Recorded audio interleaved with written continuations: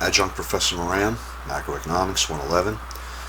In this session, we're going to continue to work with multipliers. And we're going to use them by combining them with recessionary and inflationary gaps. We're going to introduce the concept of fiscal policy when the government uses its taxing and spending ability to adjust the economy back to full employment.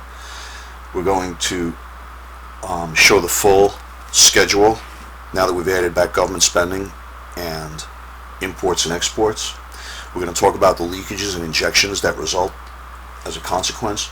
And we're going to not only talk about the spending multiplier and the tax multiplier, we're going to introduce a concept called the balanced budget multiplier.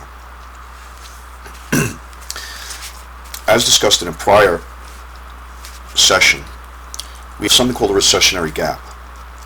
And a recessionary gap is when actual output, so this would be GDP, full employment, this would be GDP, actual GDP. This would be when actual GDP is less than full employment. This is going to be aggregate expenditures for actual. This is going to be aggregate expenditures full employment.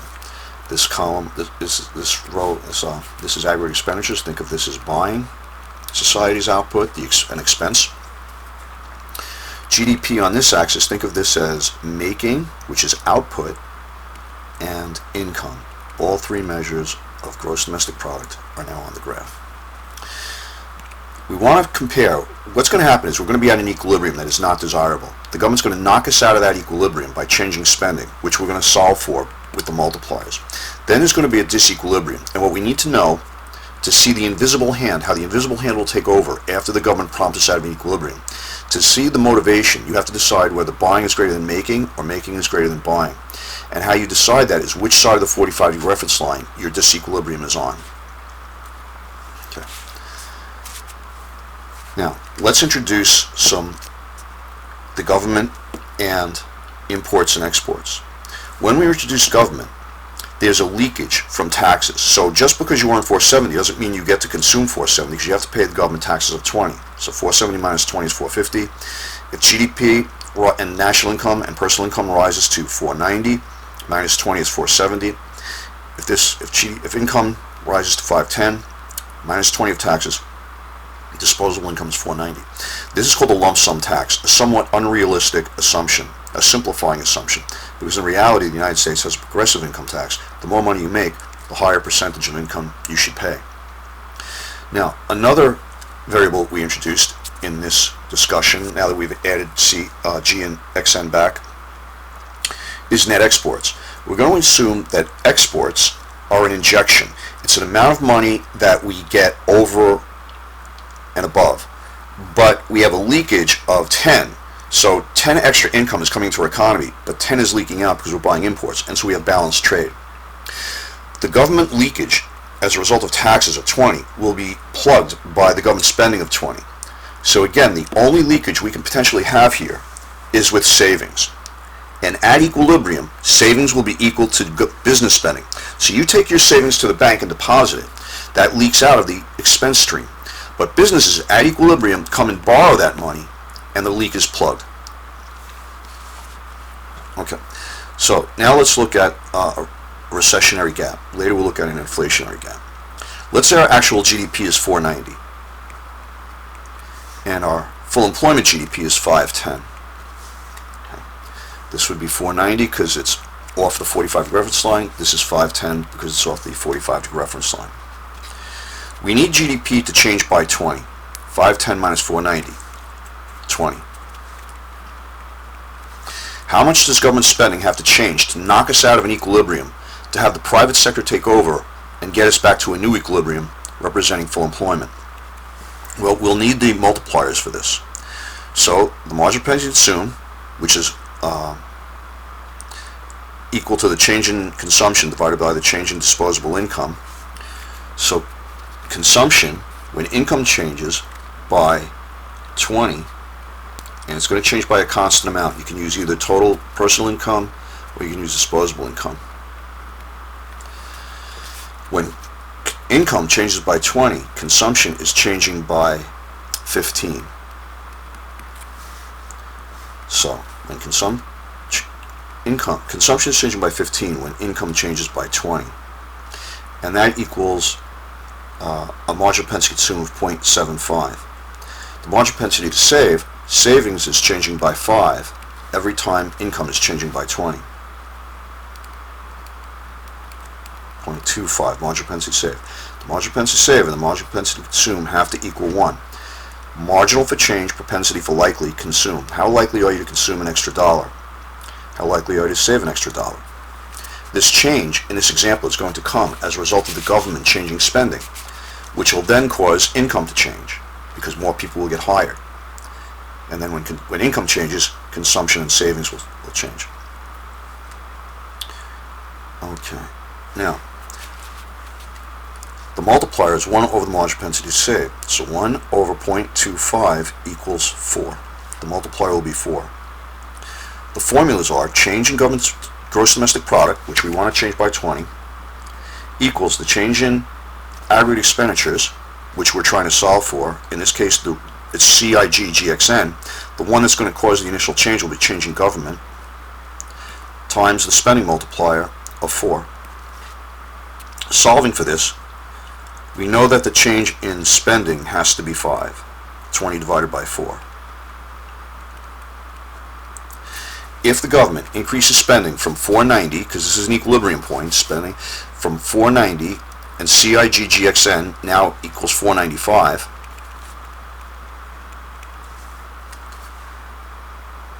we now have buying greater than making, because we're on this side of the 45-degree reference line. That means that there will be unplanned inventory decreases. That's good for the businessman. He thought he was going to sell 10, he sold 12. His inventory fell by 2. So he's going to respond by making more. And as his output goes up, unemployment will fall. Income goes up. Consumers will spend more. But they won't spend more dollar for dollar. This won't be a 45-degree reference line, because people are saving 25 cents out of every dollar they earn. They're only spending 75 cents. Again, the slope of the aggregate expense line equals the marginal propensity to consume, in this case 0.75.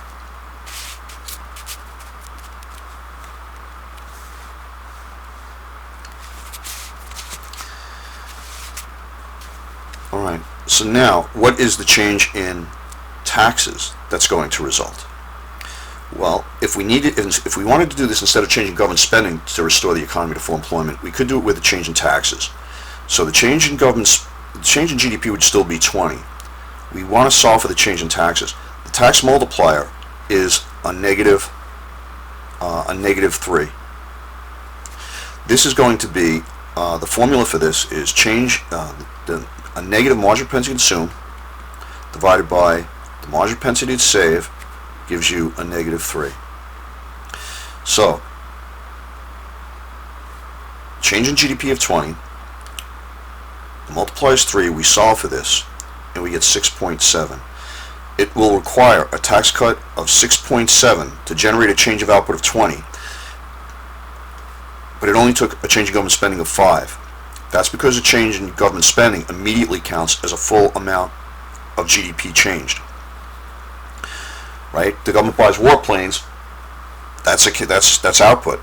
But a change in taxes is partly spent and partly saved, and the savings is a leakage. So you only start with the second round in a change in taxes. So the change in taxes has to be larger than the change in spending in order to accomplish the same change in output of 20. There is another multiplier called the balanced budget multiplier, and we need to step aside for a minute to review this. So there's government spending, and the government earns it through taxes. The difference between government spending and taxes will result either in a deficit, a surplus, or a balanced budget. Now, the deficit or surplus is a one-year difference between government spending and taxing. If there's a deficit, where do they get the money from?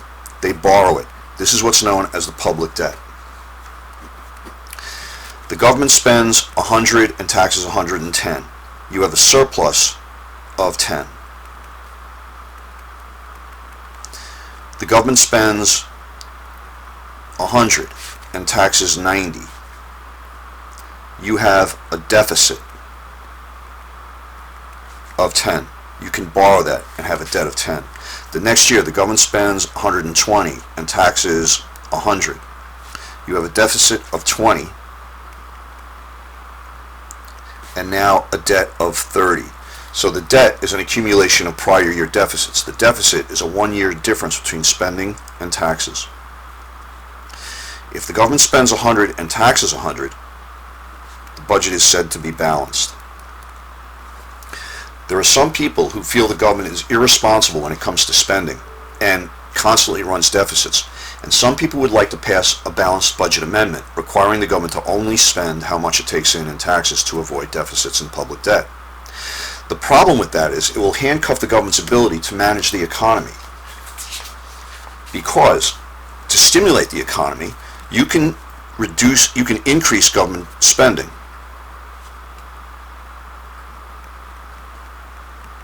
In a recession, this is called expansionary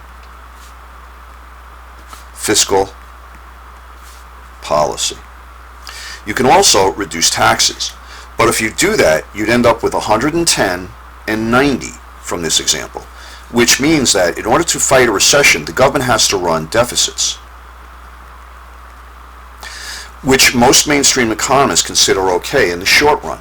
When the economy returns to full employment, that's when you want to pay down the debt. But when you're fighting a recession, you would want to increase government spending and cause taxes to fall.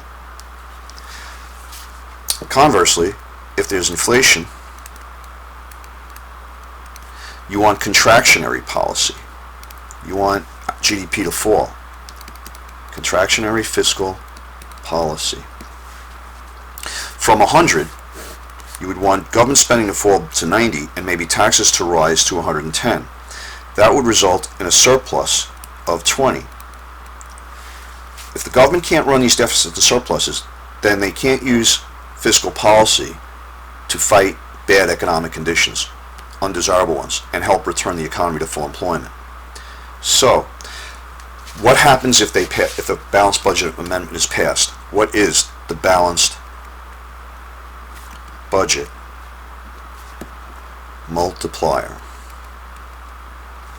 Let's say we're at 100 and 100, government spending and taxing, and the government wants to fight a recession.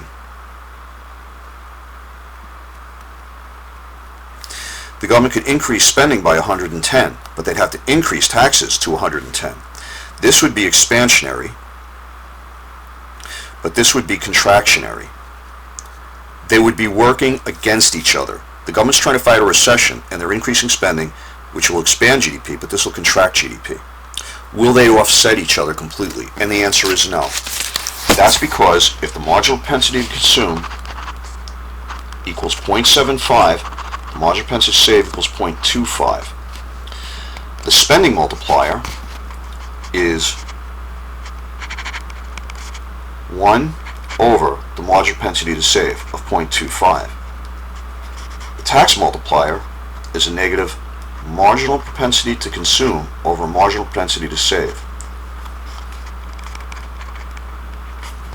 This equals 4. This equals negative 3. This will overwhelm this by a factor of 1. So, let's apply this to an example.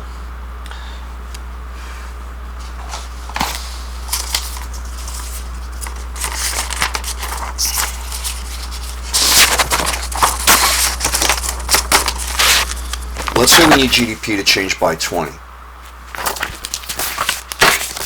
We take our formula, change in GDP equals change in aggregate expenditures, in this case government spending, times the multiplier, the spending multiplier. This formula for taxes is the change in GDP equals the change in taxes times the tax multiplier. We want GDP to change by 20. We're going to increase spending. We need to know how much we're going to increase spending by.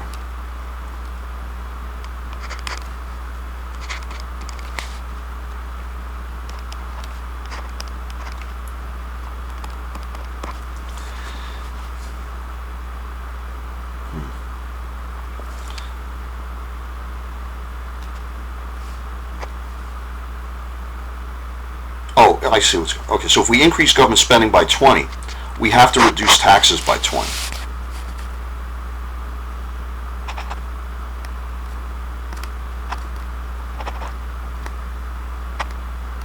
Increase taxes by 20.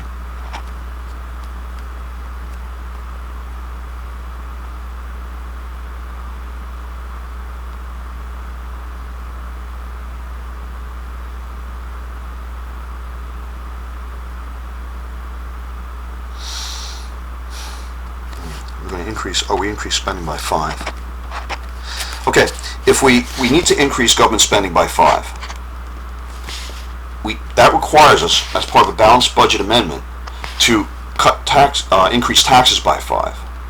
So now we'd be at 105 and 105. Well, that's going to cause a change in GDP of negative 15. This is going to cause a change in GDP of 20. So what we've got is 5 to the good. What that means is if we're short on 20, we'd have to spend all 20, because a balanced budget amendment requires us to do contradictory things. Increase spending to expand the economy, but cut back, increase taxes, which is contractionary. And so this is changing by a factor of 1. So we'd have to, so if we need GDP to expand by 20, the change in government spending has to be 20. So you don't have really any real leverage. It would destroy fiscal policy.